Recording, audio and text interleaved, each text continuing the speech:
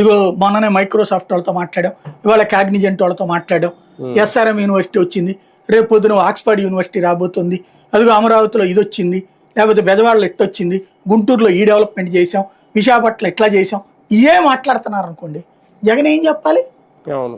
మాట్లాడడానికి ఏముంది టాపిక్ అప్పుడు? ఇది ప్రాక్టికల్గా ఆలోచించాలి. ప్రాక్టికల్గా 24 గంటలు జగన్ చెప్పమే చేసుకుంటూ ఉన్నంతసేపు జగనే గుర్తుకొస్తాడు జనానికి. కంపేర్ చేస్తే నువ్వు దెబ్బతింటావు, అది గుర్తుపెట్టుకో. ఫస్ట్ ఏడాది అన్ని పూర్తి చేసినోడు అతను. ఒక్కటంటే ఒక గ్యాస్ సిలిండర్ ఏడాది మొత్తం మీద ఇచ్చింది నువ్వు. పెన్షన్ నువ్వు వేయి పెంచావు, ఆయన 250 పెంచాడు. అతను చెప్పింది అతను పెంచాడు, నువ్వు చెప్పింది నువ్వు పెంచావు, అంతే.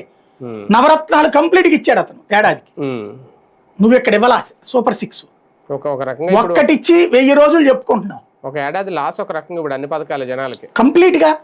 ఇంకోటి ఇవాళ నిన్న 20వ తారీఖుకి మనం ఇది అన్నారు, అన్నదాత సుఖీభావ అన్నారు కదా మొన్న 20కని.